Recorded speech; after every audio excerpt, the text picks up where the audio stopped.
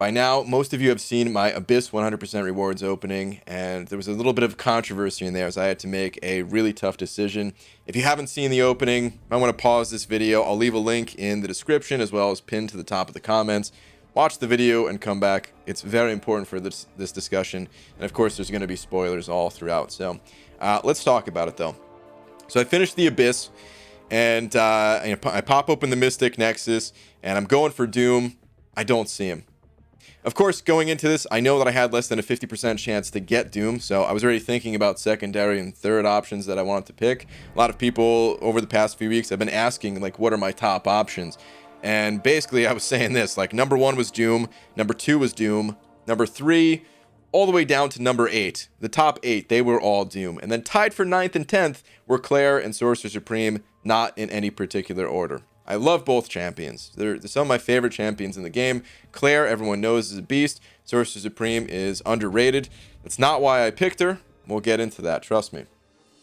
Okay, so I open up this crystal, though, and I've just been streaming for 9 hours. Mind you, I didn't even get up to go to the bathroom. So at this point, I'm a little bit tired. I'm a little bit fatigued, man. I just went through my final run of the Abyss, and that path was kind of hard.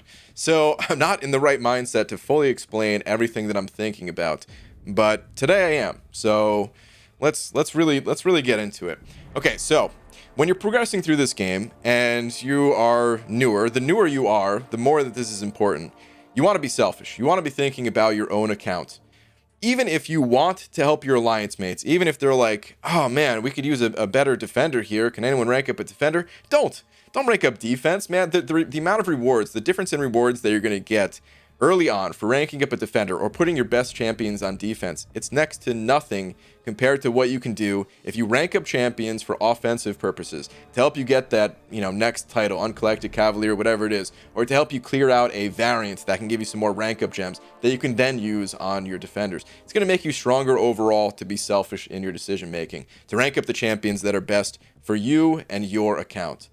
And a lot of people, I think they were approaching this in that same mindset. People were trying to say like, there was a lot of people giving me crap for not taking Claire, and then there was even people defending me like, you know what? I mean, it's his account, it's his decision, whatever he thinks is going to help his account. Guys, it's not about me. You hit a certain point in this game, and you're no longer just playing for yourself. You're playing for your alliance too, and you have to make decisions based on what's going to help your alliance most. There's no champion in this game, Doom included. There is no champion in this game that I can pull out of the crystals right now. I mean, Aegon, he was a pretty good example, but I already have him now. There's no champion today that I need to pull to get through content in the game. The content's done, man. I need to focus on what's going to help my alliance the most. And the approach that I was going at with this, the reason I was even considering Claire in the first place is because I'm thinking about, okay, can I use both of these champions? Can I rank up both champions? Can I use them both in Alliance War to help me out?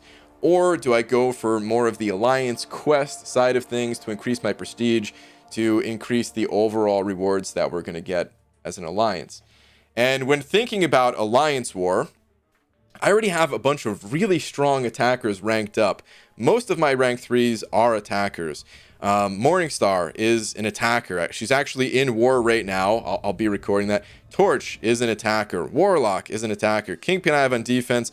Omega Red I ranked up just because he was natural Sig 40, and as much as I would love to play Omega Red, it's probably not going to happen unless I dupe that guy naturally a few more times because Sig Stones are such an issue. But, I already have these champions for attack, so honestly, attack is the furthest thing from my mind. I'm trying to think about, okay, how can I make our defense stronger? Because every war is coming down to such few kills. If we can find a way to pick up another kill on defense or something like that, that's the difference between winning and losing a war at the highest level. Again, when you're progressing and everything like that, don't care about that stuff, all right? If your alliance leader tries to tell you to rank up a defender or something like that, leave that alliance. And by the way, no one in For Loki tried to tell me what to pick or anything like that. Well, I mean, technically there was some For Loki members on call discussing the differences. But anyway, it was the best decision that I could make to help out the alliance. So I basically determined that I don't really need alliance war attackers. What I need is prestige. Prestige is going to help out my alliance more than anything. And we could say, like, okay, you know, Claire and Sorcerer Supreme, taking a look at some tools here, taking a look at Aunt May, they basically have identical prestige. Technically, Sorcerer Supreme is just a hair above Black Widow at every step of the way. So even low sig, high sig, whatever, it doesn't really matter. They're basically identical. So I wasn't taking Sorcerer Supreme because she's number 3 and Black Widow's number 4. Not at all. And I wasn't even taking Sorcerer Supreme so that I could save the Awakening Gem, believe it or not, because that Awakening Gem might as well be a paperweight. That thing is as good as useless right now without any SIGs to actually back it up. Yeah, in some cases, there's going to be champions to awaken that maybe they just need SIG level 1, and that'll be good enough to put them on defense or something like that. But for the most part, the unfortunate thing is that a lot of those champions that don't need high sig level, like they're fine unawakened, just the same way that like Sorcerer Supreme and Black Widow are fine unawakened. And to get that prestige, you need the 6 stones to back them up. So that Awakening Gem, I wasn't really trying to save it even. The difference is this: getting the extra 20 sig levels on Sorcerer Supreme is a noticeable difference. So I hardly have any class 6 stones at the moment, but I have about 240 unopened crystals. They're going to get popped open the second I could rank up Sorcerer Supreme. I can't rank her today. It'll probably be a few days to kind of maneuver some catalysts around in my account, figure out what I need to do to make sure nothing expires, but she's going to get ranked up as soon as humanly possible. And then I'm going to pop open all those crystals, and I'm for sure going to feed her the Mystic SIG stones. I'll have about 40 of each class type, so I can get her to roughly SIG 60. I'll have to decide from there whether or not I want to push higher with generic 6 stones. It's something to consider for sure, but there are other factors which go beyond the scope of this video. So let's just say the difference is, you know, if I use the Awakening Gem, if I take Claire and use the Awakening Gem on Sorcerer Supreme, we're no longer looking at the difference between Sorcerer Supreme and Black Widow. We're looking at the difference between Sorcerer Supreme at SIG 60 and Sorcerer Supreme at SIG 40. And it's about a 350 point difference. It is so incredibly difficult to get 6 stones as a free-to-play player. And there are some 6 stone offers that I passed up, which I am going to come back to. We'll talk about that in this video. But even still, even picking up those 6 stones, it is incredibly difficult to get them as a free-to-play player. So I would even go as far to say it's the rarest resource in the entire game when you consider that you need a lot of them for them to have like a big impact compared to needing like 1 Awakening Gem, right? You need many 6 stones versus 1 Awakening Gem, right? So thinking about it that way, it's the hardest resource to come by as a free-to-play player. That prestige difference, I'm not gonna get an opportunity to get that kind of difference every day. And even if you say, well, eventually the champions will be maxed out, eventually you can get them to SIG 200. Well, I can feed those 6 stones into another champion, because to get a champion to SIG 200, I'm going to have to feed generics into them. There's no way around it. So I can take those generics and feed it to another champion. So it's not much, but it's something that I can do. And there's really not much I can do to help my alliance these days other than thinking about alliance war or prestige.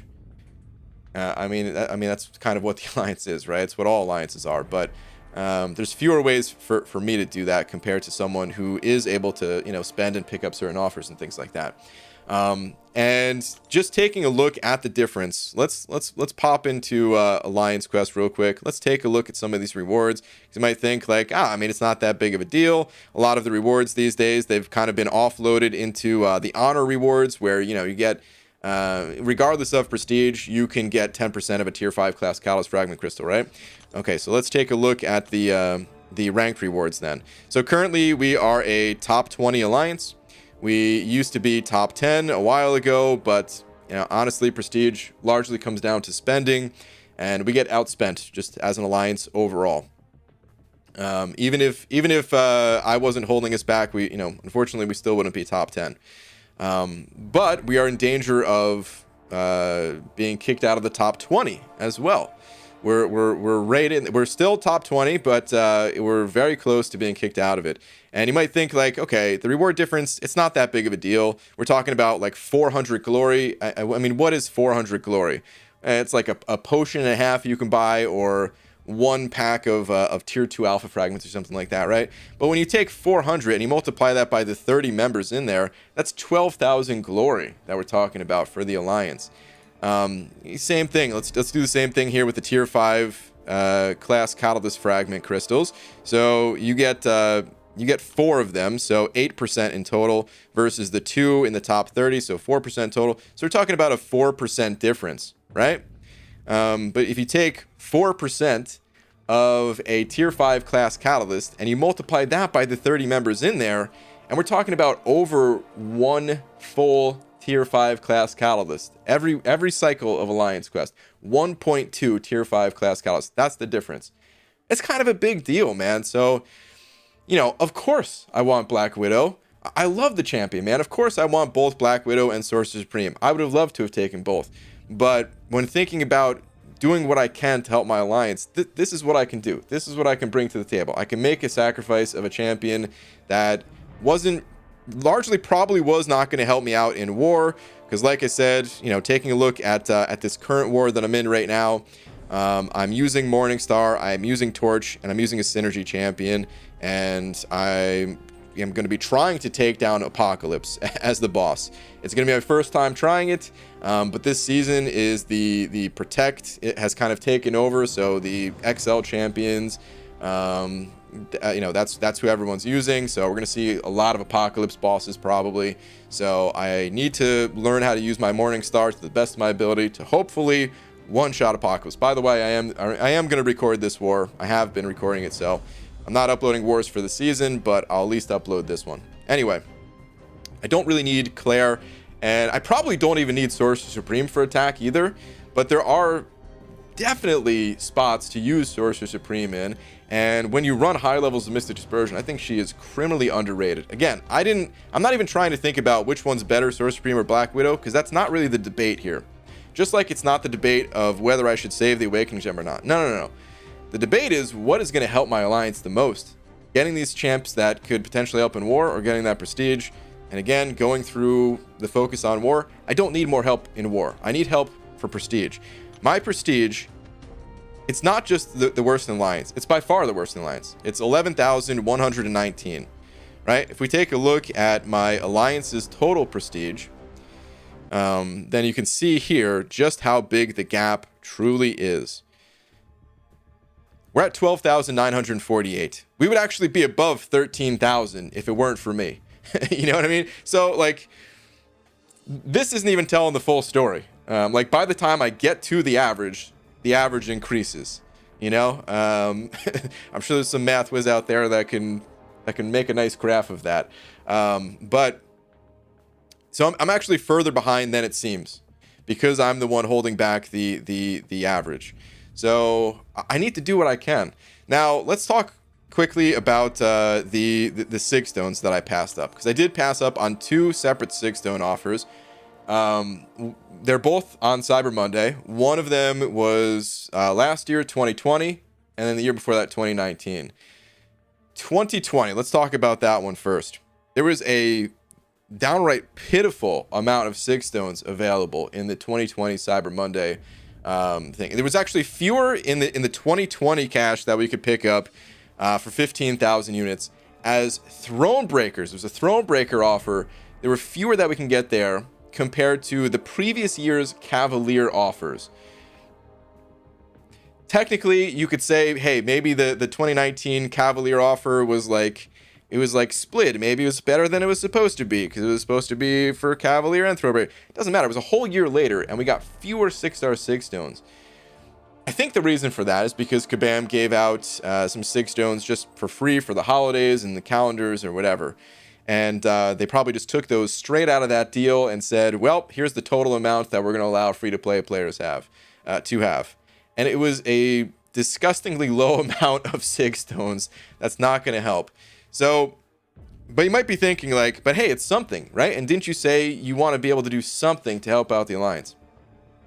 The difference there is that costs a lot of units. It costs 15,000 units to pick up that pitiful amount of Sig Stones. 15,000 units. Let's do a quick math about how long it takes to get 15,000 units in this game.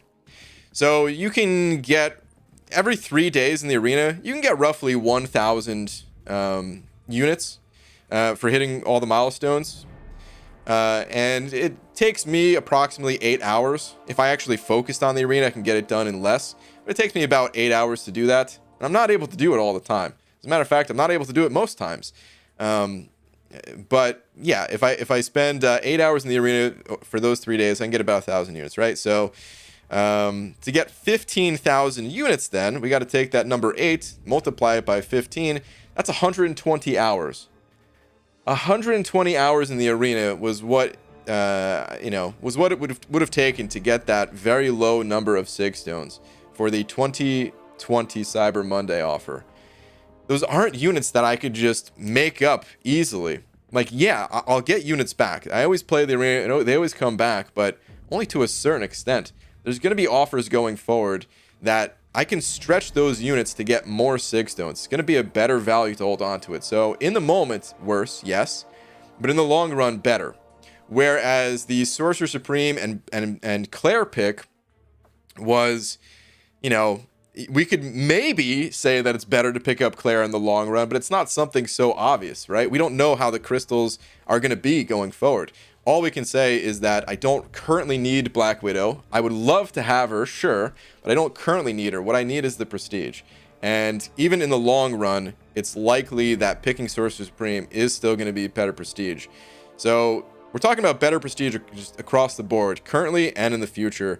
Whereas spending the units on a crappy offer is better prestige in the short term, worse prestige in the long run. Going back the previous year before that, I did spend the units, and I picked the offer that was more targeted towards 5-star champions compared to 6 stars. There was more catalysts and 5-star 6 stones that I actually needed to do a Legends run. And I could not have made the Legends attempt without picking up that offer. It was still a mistake. I should have picked up the 6-star 6-stone bundle, but at that point the writing was on the wall. I saw how the game is going. I knew 6-star 6 stones, it wasn't going to be a thing.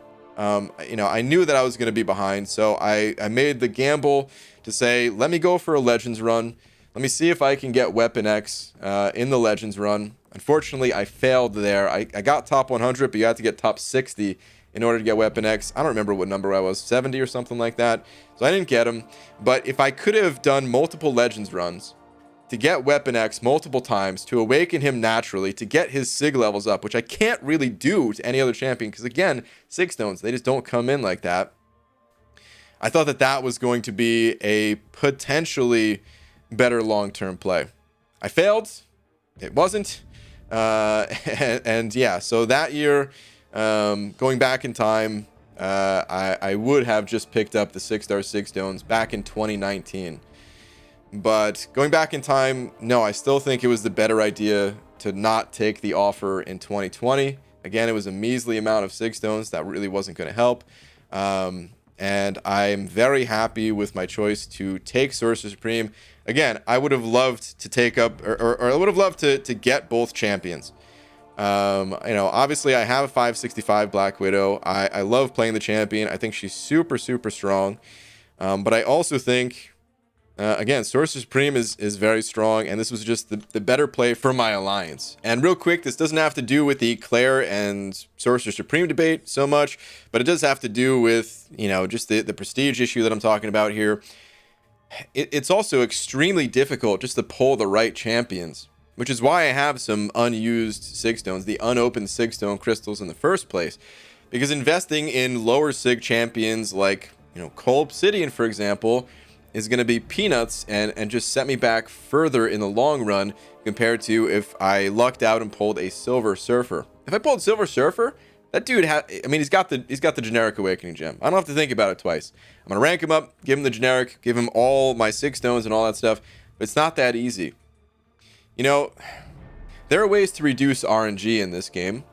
The free-to-play way is the arena, except 6-star champions are not available in the arena, which makes acquiring the right champion, a huge part of the equation here, alongside with the other part of it of, getting the 6 stones and things like that. If you think about other ways to reduce RNG, well, we have things like Nexus crystals that we're starting to see a few more of. I'll tell you this, though, man. I haven't really popped open that many 6-star Nexus crystals yet. And I mean, there is only one of the Abyss Nexus compared to, I mean, let's think about where the other Nexus crystals come from. Special offers. And you know, it's totally fine. This game needs to make money, otherwise the game doesn't exist. So you know, in a way, I'm very grateful for people who do spend on this game that allow me to continue to play in the way that I do. But the reality is it just makes things far more difficult the way the game is currently set up, where, you know, a lot of players have pulled some of their best champions or some of their highest prestige champions from things like regular 6-star Nexus crystals, or getting the champion they wanted out of the Abyss Nexus, or even there's like class Nexus crystals, I think, right? I think those were a thing from Cyber Monday this past time around. There's far better ways to target champions when spending, along with ways to increase their sig levels and just get them awakened and things like that. So I'm doing what I can, and even if it looks like I'm making a choice that once again is not the best for me, because for me, yeah, I would love to have both Sorcerer Supreme and Black Widow, but I have to make some kind of sacrifice. You don't get to have everything as a free-to-play player. Honestly, you don't get to have everything even when you're spending, right? It's not that big of a difference that, like, free to play, I only have one single champion on my entire account, whereas spender, they have everything. It's not like that, but the difference is pretty drastic, and it's only gotten more drastic due to things like, once again, not having a way to target certain champions because there's no arena, increased availability of ways to reduce RNG for you know, players picking up special offers, the difference in sig stones, all this stuff. So yeah, I get it. Some people might not be able to see that and might not be able to realize why Sorcerer Supreme is better, even after explaining it in detail here. But without a doubt, I have zero doubt in my mind at all, the best play that can help my alliance for both today and in the long term is to get Sorcerer Supreme out of that Nexus, which is what I did. So I totally get it, man. If some people aren't into this kind of content, some people said they unsubscribed after I chose Sorcerer over Claire. Okay. I mean, well, rip, I guess. But for those of you that still want to continue along and keep watching my videos, well, I'll be streaming tonight, just like I'll be streaming every night after that. And I'll get back to work on other videos too. And that'll do it for this one. Thank you all very much for watching, and I'll see you in the next one. Take care.